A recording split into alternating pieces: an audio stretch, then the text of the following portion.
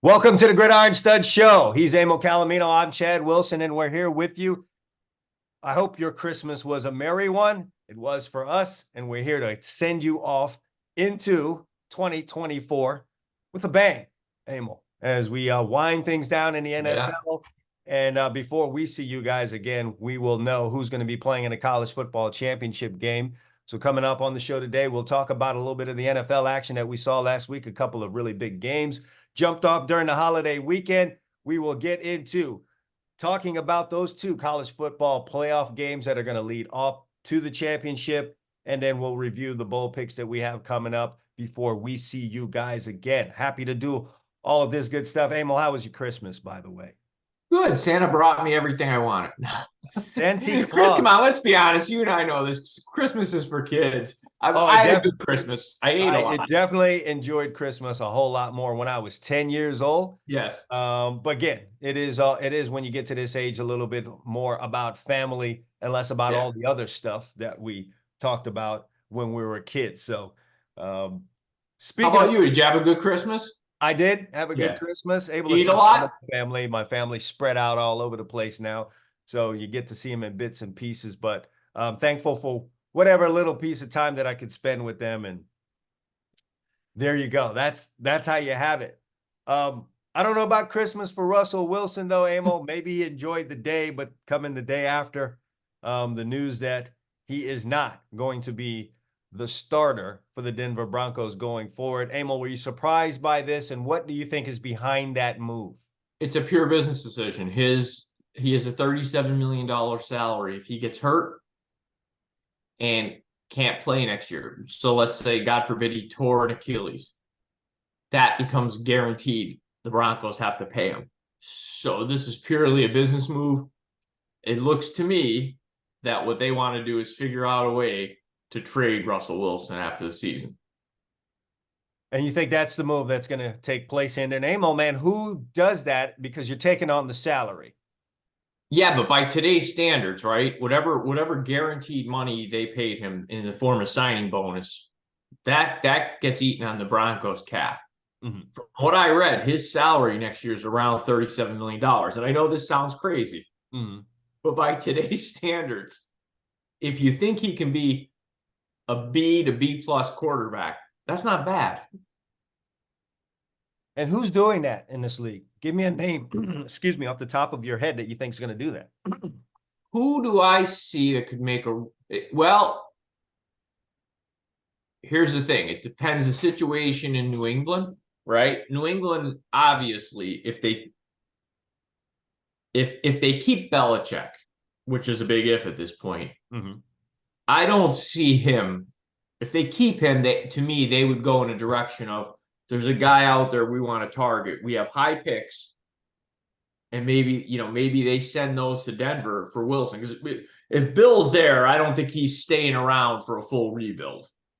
No, I don't think any of us would at that stage. No, so to me, that's the quickest way. If he thinks Russell Wilson can still be that quarterback, that you have the picks, you have the capital in terms of they're going to be 4 or 5 wins this year.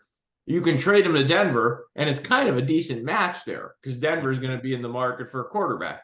That's just something off the top of my head.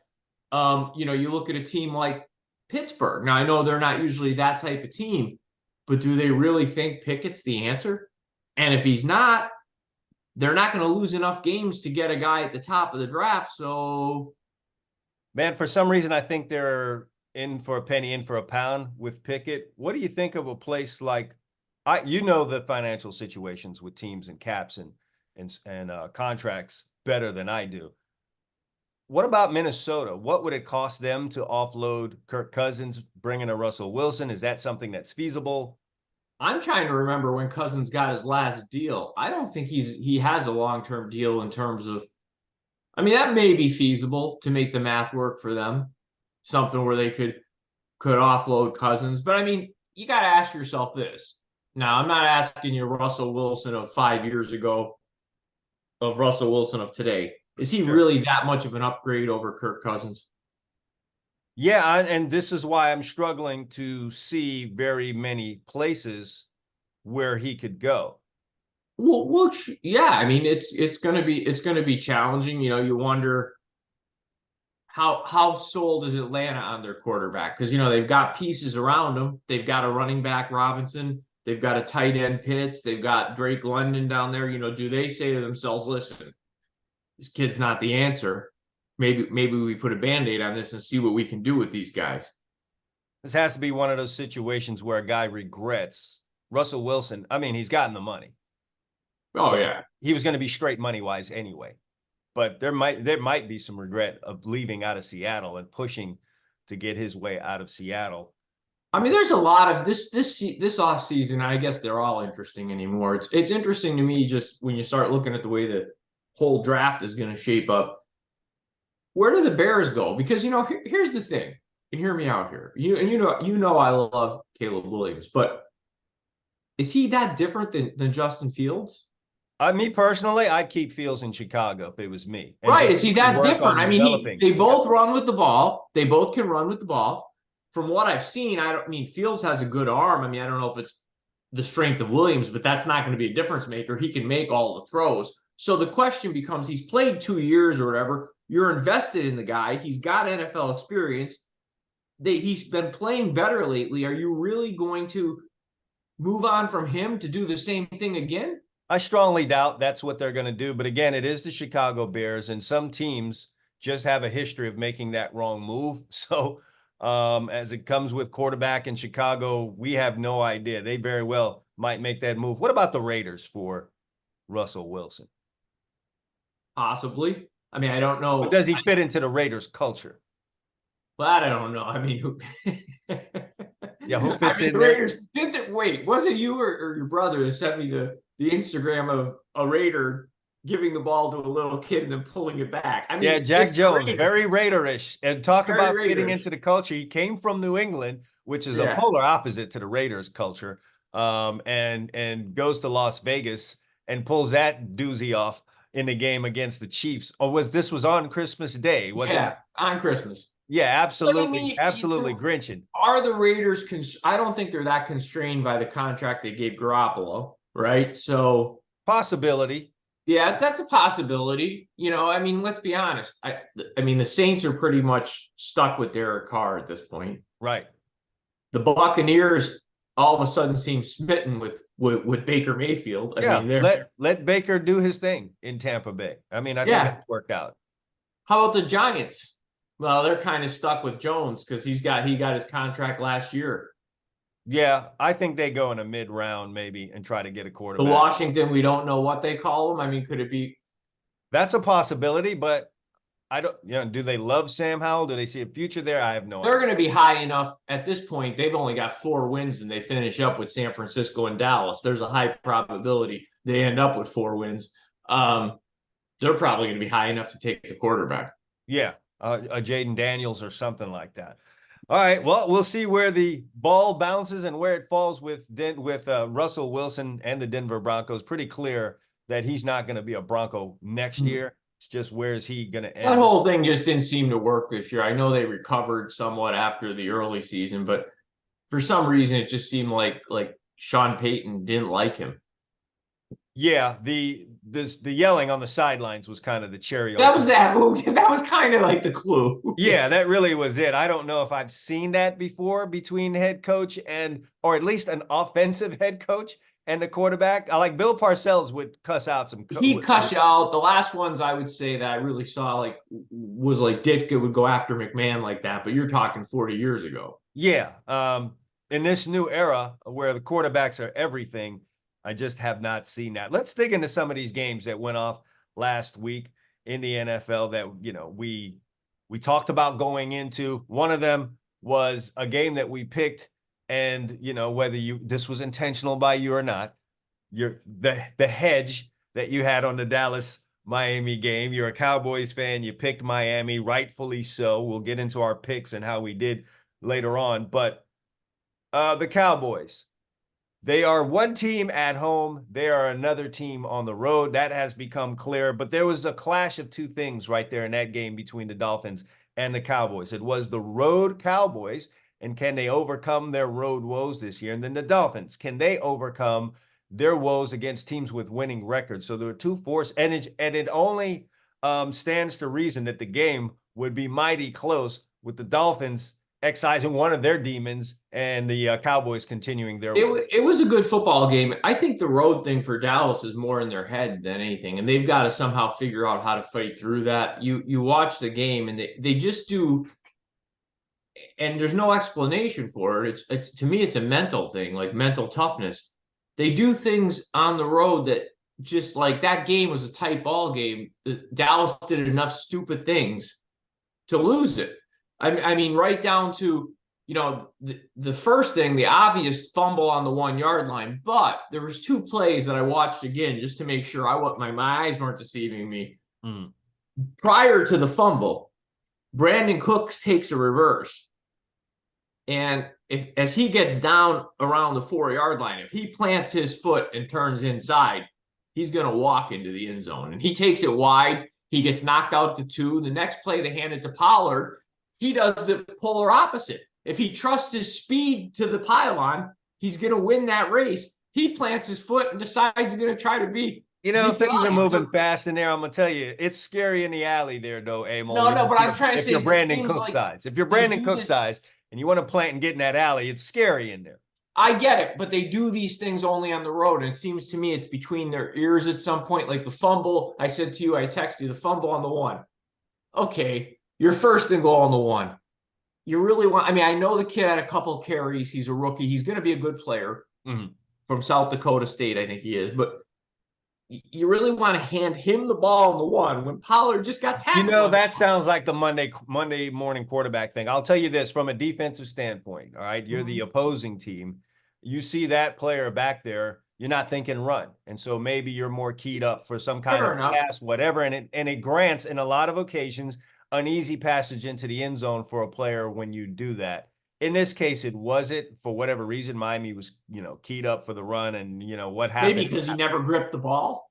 Yeah, well, yeah, that would be. I mean, listen, that was an entertaining, fandom aside, that was one of the better games of the weekend. I mean, it was a good. I think it was a good game for both sides to have. The Dolphins needed a physical game that they could win.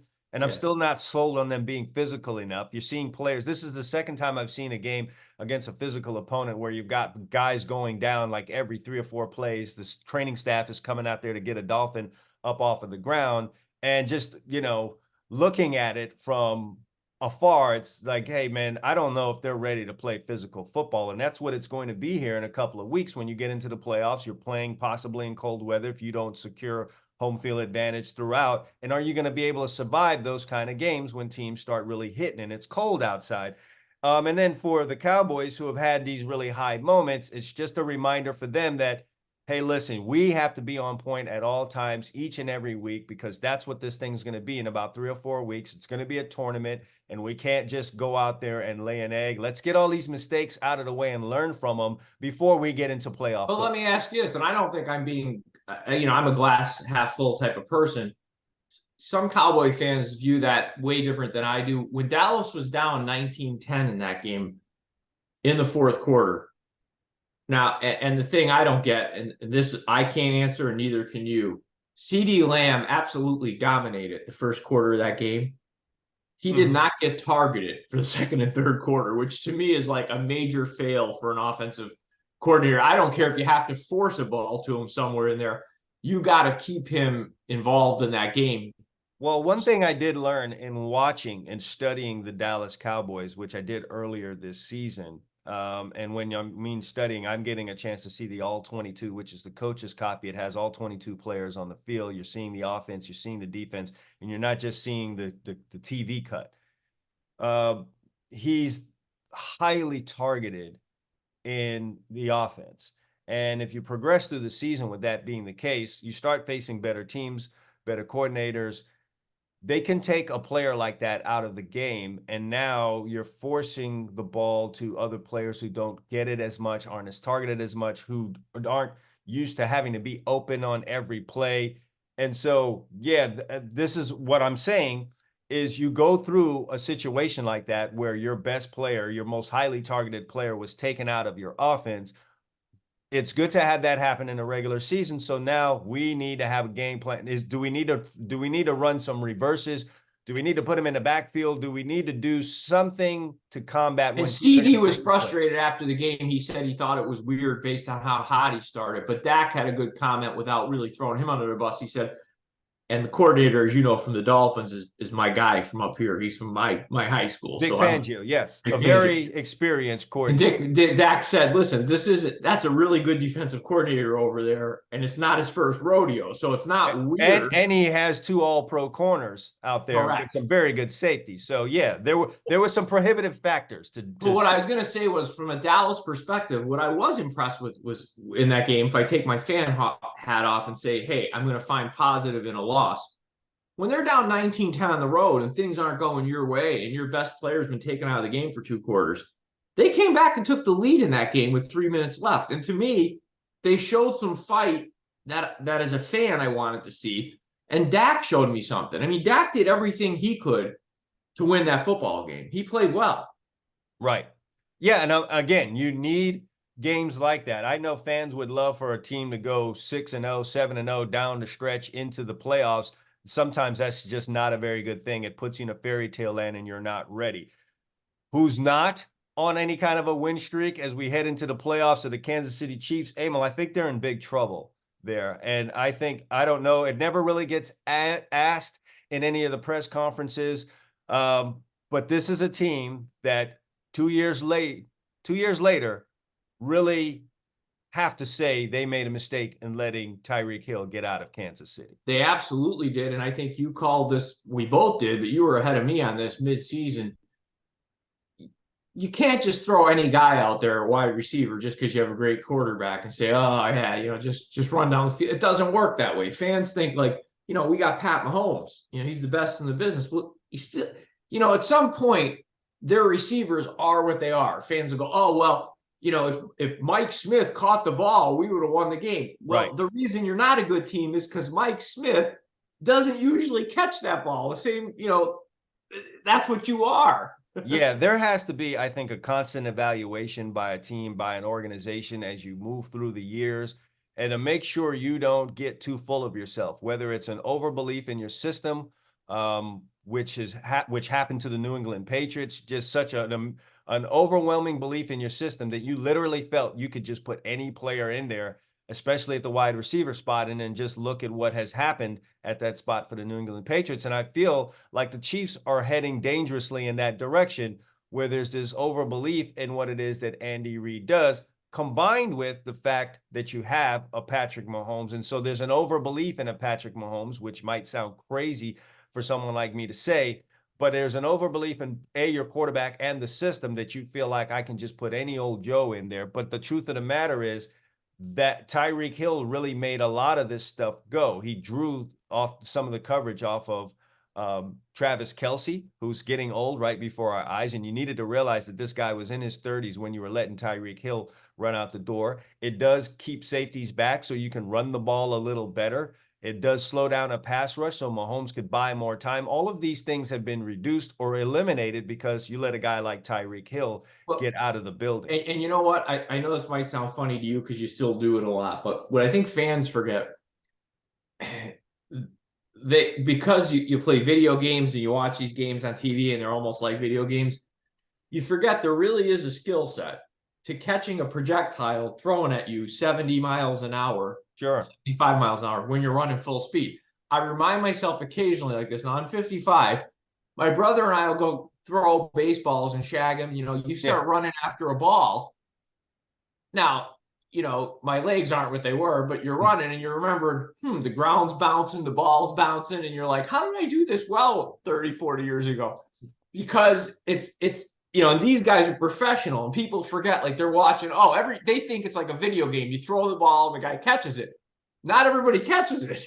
No, absolutely. Absolutely. Especially when the weather starts going sideways. So I think the Kansas City Chiefs are in dire need of some weapons. I think some of the people that they've tried to substitute in there for the extraction of Tyreek Hill just really have not worked out. I think someone like a Kadarius Toney would be so much of a better player if there were a Tyreek Hill somewhere in there. So they're just going to really have to take an assessment over what they have personnel-wise offensively and try to get it back to where there is a balance between we have good players and we also have a good system, kind of what the Miami Dolphins have going on offensively. But Chad, go back 5 years and think about Kansas City. Okay, Kelsey's been the constant. He's getting a little older now. He's 34. They had Tyreek Hill, right? They had young Kareem Hunt, Right. who was a very dynamic back when he came into the league. Yes. So, you start, now you look what if you can take Kelsey away from the Chiefs, they have nothing outside. Zero. They are the New England Patriots offensively, with a better quarterback, obviously. So they're in a lot of trouble. They're going to need to figure that out. I'm not feeling all warm and fuzzy about the Chiefs getting through the playoffs with what they have right now. The only chance thing I do give them that they haven't had in some of the other years is their defense, I think, is legitimately good, but it's not good to the point of, hey, we're going to hold the opposition to 17 points for 3 straight playoff games. And I mean, I'm telling you, it sounds crazy saying this with Mahomes as your quarterback, but when they play some of the better teams in the league, I think they're going to be hard pressed to get to 20. Yeah. Oh, absolutely. And you're talking about playoff football where everyone is playing at their peak. I'm just not seeing where the Chiefs could do what it is you're talking about and get to 3 touchdowns plus, which is kind of what you're going to need when you get to that next level, especially if you're the Chiefs playing on the road. So that's going to be very interesting to follow and just see how this whole thing matures for the Chiefs, if they can find some answers with what they currently have on the roster to make their way through the playoffs and be, what everyone thought. Can I bring up, since we're talking about last week's game, 2 interesting points that I found? I believe it or not, I have quite a few Cleveland Brown fans in my orbit of my world. Hard to believe, right? Why? They're loyal, and I like that. I do like, that. I'm big on, I love somebody that's passionate and loyal. Sure. There's 2 things that are happening in the AFC and NFC kind of similarly with Cleveland and Dallas. Okay. And hear me out. I think both of them are better off being the number 5 seeds than winning their division. I started mapping out the playoffs. Yeah, run it down for me. So let's assume Baltimore squeaks out and beats Miami this week, and they end up as the number 1 seed. Miami ends up as the 2 seed, right? Your 3 seed de facto is going to be Kansas City because the South winner. Then you're going to have the South winner, whether that be Jacksonville, Houston, or Indy. Cleveland is the 5. You're going to get Buffalo likely as a 6. And God knows who the 7 is, okay? Right. But it's probably a team like, let me think here. Might be one of the teams that misses out on the South. It could be the Cincinnati Bengals. Right. So if you're Cleveland, I'd much rather go on the road, okay, and play Jacksonville, Houston, Indy. I don't care. I mean, absolutely. Think about it. No, and the same thing happens, ironically, let's assume San Francisco salts away the 1 seed. They're playing the Washington and the Rams. The Rams are playing well, but still, let's seed them the 1 seed. The Eagles or Lions will be the 2 and 3 seed by virtue of winning the division. The 4 seed is going to be the Bucs or the Saints, most likely, whoever wins that game this weekend. Yeah, and we've seen these type of scenarios in years past. If you're Dallas, you don't mind playing on the road against. You beat the Bucs with Tom Brady on the road last year. I'd rather play them because let's be honest, if you win that game, there's a really good chance the Rams or Seahawks could knock off the Eagles or Lions, which would then send them to San Francisco, and you get to play Philly, who or Detroit. Yeah, number 5 does seem a really good path on both sides of the conferences in the NFL. So a couple more games though to go to shake that. Oh yeah, out. I mean, I just find this interesting. To me, that's what gets interesting this time of year because we already know a lot of the teams that are in.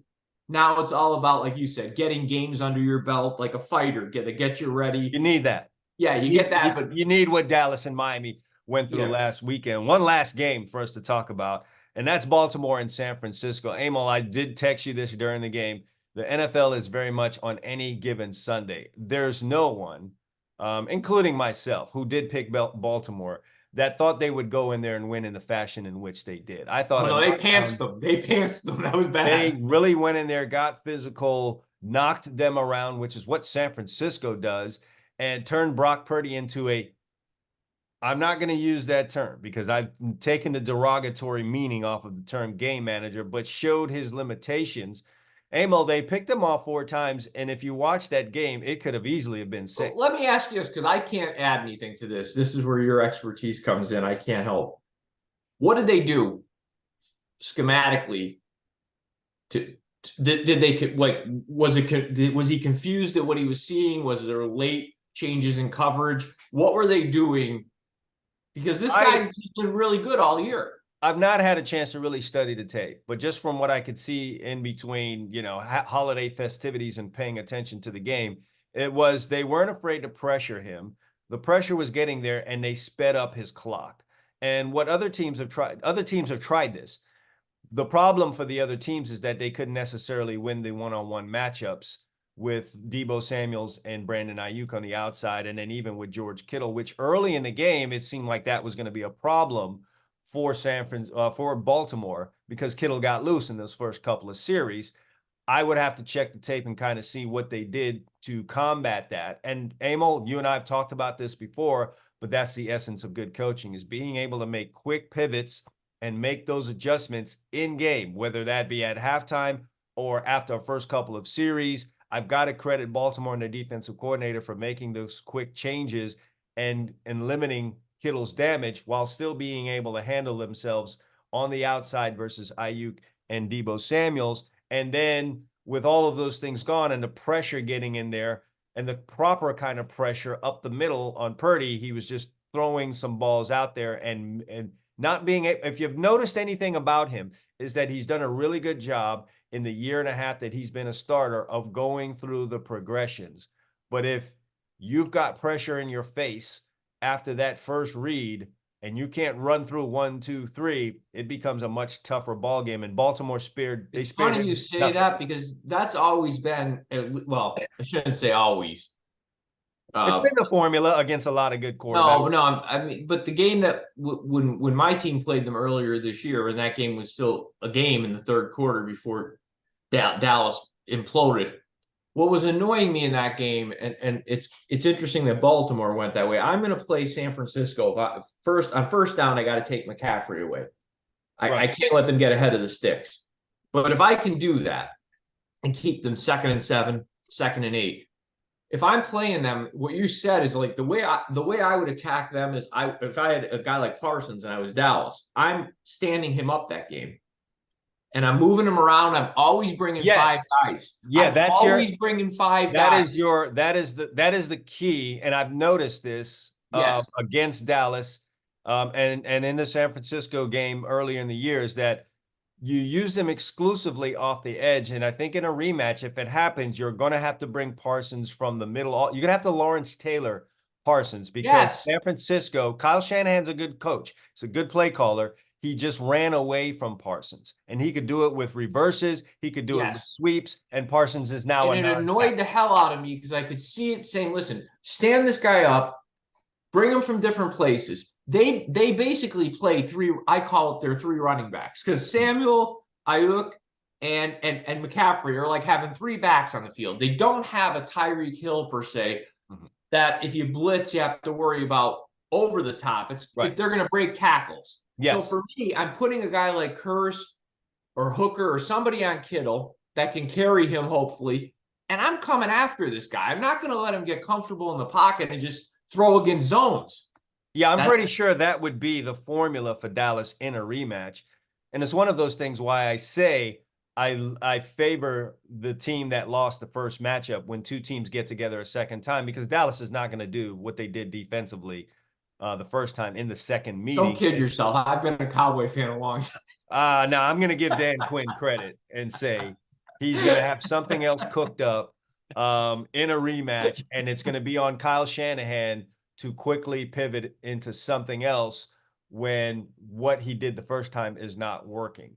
And then now we're going to really see what Brock Purdy really is, because the standard system that we have is being taken away by, let's say, the Cowboys in a rematch.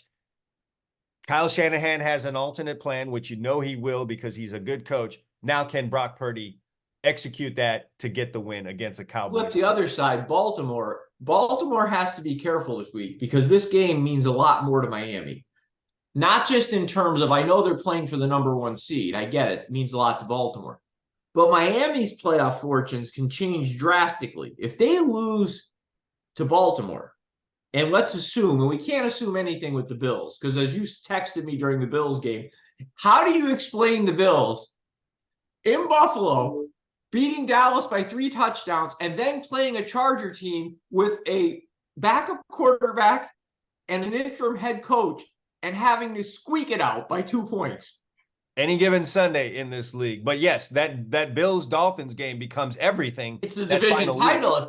If the Dolphins lose this week, you think about the high and low, and I know I just said this, so it might not be the worst thing in the world either. But you go from #2 seed at worst, AFC's champions, to sliding down to potentially the 5 or 6 seed, depending on what Cleveland does. Right. Now, if they slid to the 5 seed, as I said earlier, I don't feel that bad about that. Right. Though you would like to play at home if you're the Dolphins.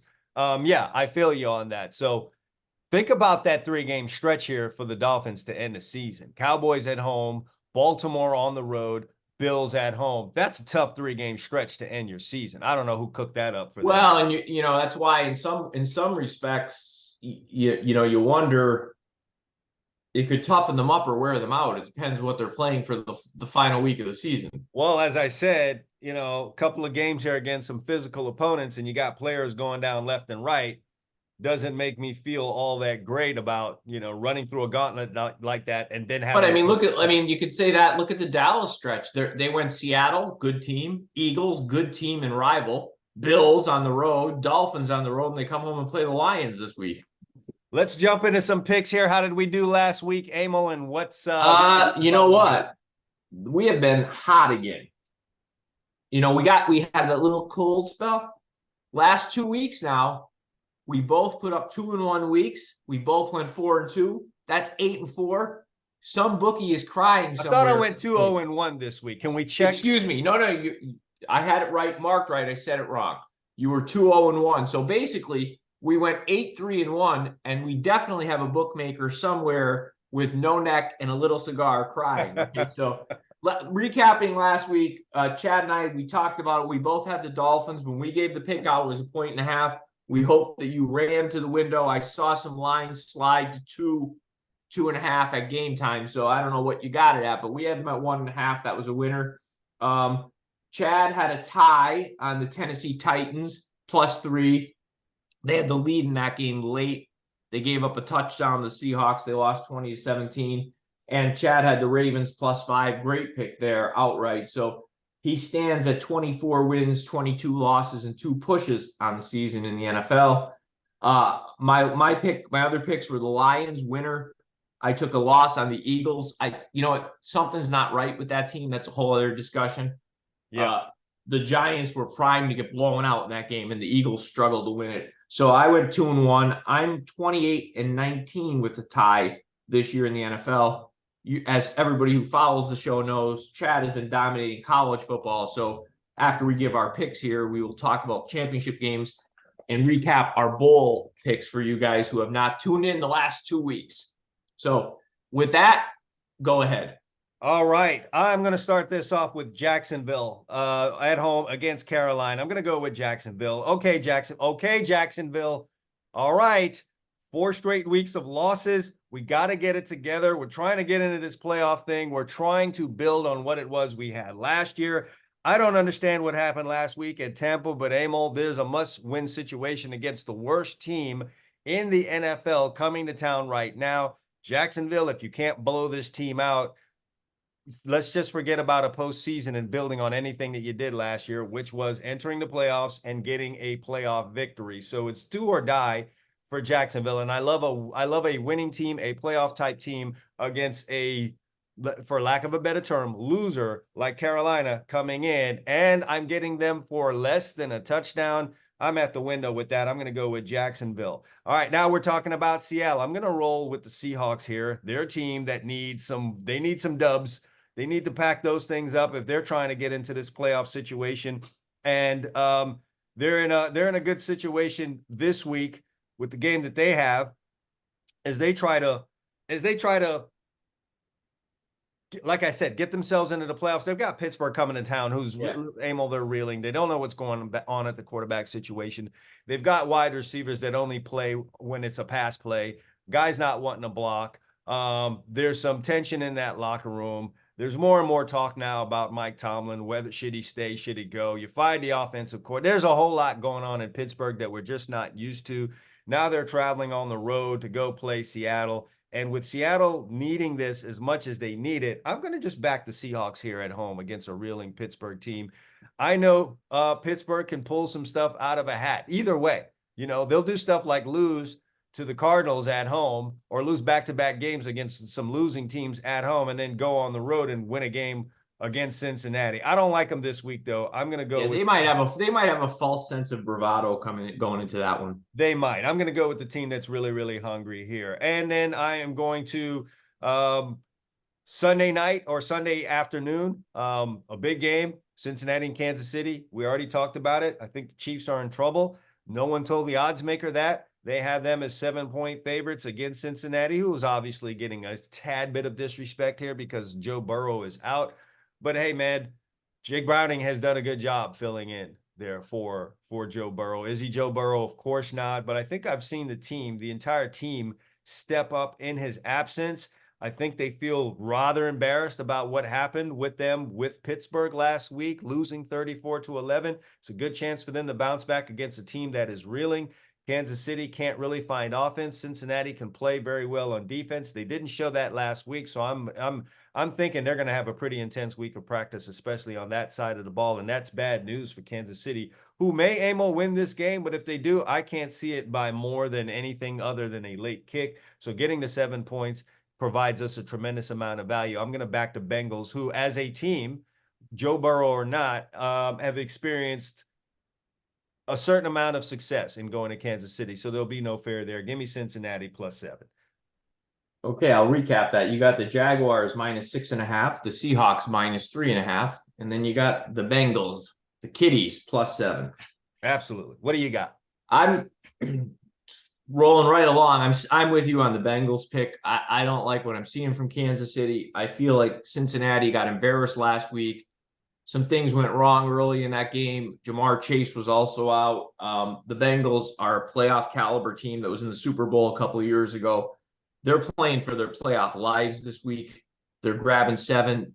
They were in Kansas City's head for a long time. They've always played them tough. I see no reason that won't continue. I wouldn't even be surprised if the Bengals got an outright here. And I know that sounds crazy, but I'll gladly take 7. Sliding along, another team's been playing some good football lately.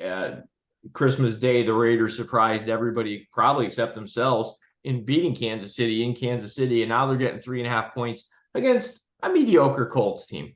I think the Raiders are trending in the right direction, and there may even be a little bit of, I'm guessing, the players really like the coach. And I don't know if they're trying to win the job for him or whatever, but you're giving me a team that I feel is a very live dog, +3.5. I think the Raiders win this game outright, but I don't think they lose it by more than a kick. So give me the Raiders +3.5. And then finally, in a loss on Christmas, the Giants showed me something. This team hasn't quit. They could have easily down 20-3 at the half, gotten blown out. I think coaching staff did the right thing for the team here, putting Tyrod Taylor in. I think he's starting again this week from all I've read. DeVito's a nice story. Seems like a nice kid, nice family. I don't know if he's an NFL quarterback. I mean, I think the Giants become a much better football team with Taylor at quarterback. They're catching 5.5 at home. The Rams are getting a lot of love right now, and this could be a spot where they played a Thursday night game against the Saints. They got the 49ers to end the year. It may be a playoff implication type game to get in, not make the playoffs or not. Maybe they just overlooked the Giants, but the Giants getting 5.5 at home. I think they keep this game close. They may even upset the Rams. So give me the Giants +5.5. Look at my Cowboys fan here, just showing all this Giants love. Mind you, it's when they're, weak. Look at him. He's a Giants fan when these guys. Last week I went against them. I thought I really figured they would go and just lay down for the Eagles. They didn't. All right, recapping things here. Emil and I both agree on Cincinnati as a 7-point underdog traveling to Kansas City. He likes the Raiders and the fight that they have for Antonio Pierce, hopefully trying to get him that job. He likes them as 3.5-point underdogs against the Indianapolis Colts. And then he likes the New York Giants as 5.5-point undies and their game this weekend. So let's do this. I'm going to, for the listeners, then you and I can break down these two big games on New Year's to end the show and send people off to their eggnog and bourbon or whatever they're doing. I'm going to recap where we're at for people who didn't follow along. 2 weeks ago, Chad and I do our bowl bonanza. We gave all our bowl picks. We each did 10. So some of these games have gone off. If you missed some winners, starting the bowl season coming in, Chad was 30-12. That's not, I'm not 30-12. That's what he went in college football. Pretty impressive. I was 24-18, which usually wouldn't be shabby, except when you're picking against the guy who's 30-12. So Chad's first two picks naturally were winners. Texas Tech -3 and Northwestern +7. Those games have gone off. You didn't get to the window, that's on you. But he's got 8 more for you. So here you go. And now these lines were all when we did the show. So check your lines. Guys are in and out of these lineups with bulls. So make sure you get the line that you want. Tulane +8. Which I believe is going off right now. They're currently playing. I don't know the score. Yep, I don't know the score either. These two games are today. Tulane +8, Texas A&M -3. Then tomorrow he has Arizona -3. They're playing Oklahoma. Then the next day he's got Kentucky +4 and Memphis +8.5. Then on Saturday we've got Florida State +14 against Georgia. And you can hold off on that last one since we're going to talk the championship. Yes, and then on New Year's Day he's got Liberty +17.5. His last pick is one of the playoff games. We'll do that in a second for you. Now, so far, I've been choppy in the bowl season. I'm 2-2. Boise State was a loser. I don't know how, the way they started that game, but they were a loser. Then I came back with 2 nice winners. Air Force +3 for an outright win, and Northwestern +7, another outright winner. And then I don't know what San Jose State did because they were surprised. I was surprised by that, to be honest. They didn't just not cover 10 points. They got beat by 10 points. So that was a fail on my part. I apologize. Now, I've got 6 left. Tulane today, like Chad, we agreed on that pick. They're getting 8. Tomorrow, I've got SMU -10.5. And I agree with Chad. I've got Arizona -3. Then on Friday, I've got Missouri -2.5 against Ohio State. The next day, Saturday, Ole Miss +3.5 against my local team up here, Penn State. And then I've got one of the playoff games, which we'll cover right now. So with that, which playoff game do you want to attack first here? Well, we'll go with the lower marquee one, but these are 2 very good matchups, and that's going to be Washington and Texas. Emil, I know you have Texas -4, but for some reason, I am just feeling the other side of this game. I don't know what the line is right now, but I just think Washington has not maybe gotten to do maybe that they've deserved down the road here, and that was really accented by the Pac-12 championship game. Everyone all over Oregon, and I just really like the way that they showed up for that game. I think they showed people something, and most of all themselves, that they can go in here and fight this thing. And I just feel like either way, the underdog in this game was going to have a little bit of an edge, I think, and that just happens to be Washington in this game. And I don't. Let's not forget that the quarterback is a Heisman Trophy candidate. Typically, the guys that are left in those seats clapping at that ceremony usually come out with really good football games, and the one who did go up there and get the trophy, history would say, doesn't really get that right. So there's some extra motivation there for the quarterback at Washington, as well as the guys who played for him that maybe felt like he should have won that. And then they have great wideouts. They can run the football, and they play defense when they need to play defense. And I think with a good amount of time to prepare here, they can show up with a good defensive performance, and that's a lot for Texas. And I think we're getting more than 3 here. So I'm kind of leaning on that side of Well, Washington. as you said, I took Texas -4, and here's what went through my head. Couple things. Most of the people, I like to gauge public sentiment, and obviously there's no scientific method to this. Sure. Everybody I'm talking to loves Washington. They love Washington. And here's what I don't like in this game. I think Texas has more elite talent. Don't get me wrong. I think Washington's wide receivers are studs. Mm. The quarterback's 24 years old. He's older than CJ Stroud. Okay, the kid at Texas is gonna be a top 5 pick. And I'm not even saying the Washington quarterback's not a really good college player. Obviously, he is.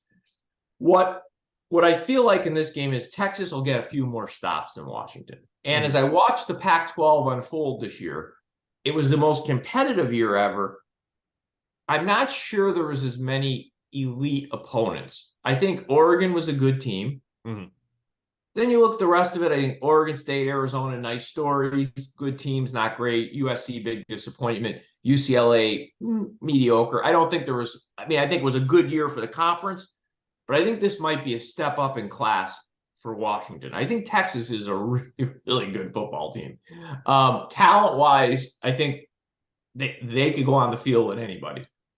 Yeah, and that might be where you're right and I'm wrong in this. It could be something in terms of talent, depth of talent for Washington that they just really have not faced this year too much or with any amount of consistency. Well, what scares me is this too. If you go down Washington's slate, and listen, I understand the object is to win the games, and they won all their games. Washington won 7 one-score games this year. Mm-hmm. You know, that means you're mentally tough, but you had to have a ball bounce your way a couple times. It's just, you know, when the numbers go that high in one direction, you could say, well, they know how to play those games, and they do. Mm-hmm. But 7 one-score games, and some of them were against teams like, I think, Arizona State, I want to say Cal. I don't have it in front of me. They did have their moments where they failed to focus. That is an yes, and I think they're a really good team that had a really nice year. I don't want to say they're TCU in this game. I don't think they're that, but a lesser version of that. I think where TCU did all that all year, and then they finally ran into a buzzsaw. And I think Texas might be the buzzsaw because for as much as I have fun with Sark when he was at USC, Sark's a hell of a play caller. So indeed he is. And all of the SEC would love for you to be right in your assessment of this game with Texas entering in that conference next year. So we'll just have to see how it unfolds. I happen to like one side of this thing. Emil happens to like the opposite side, so that's going to make for some fun there for us. But and now let me go first on the other one, and I'm going to bow out of this one. I'll be honest with you.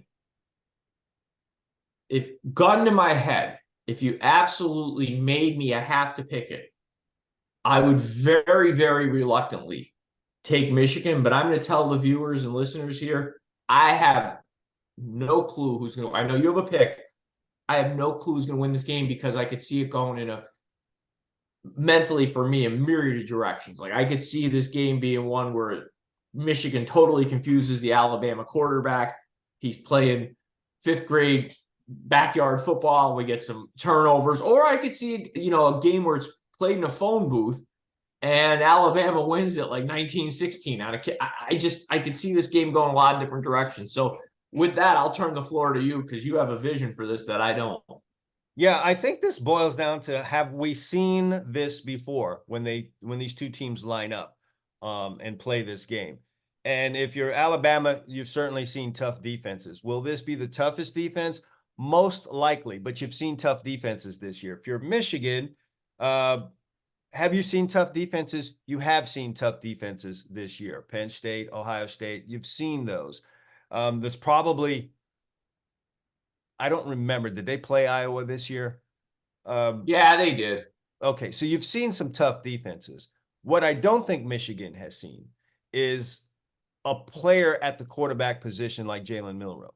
And what he's blossomed into at the end of this year. A guy that can extend plays.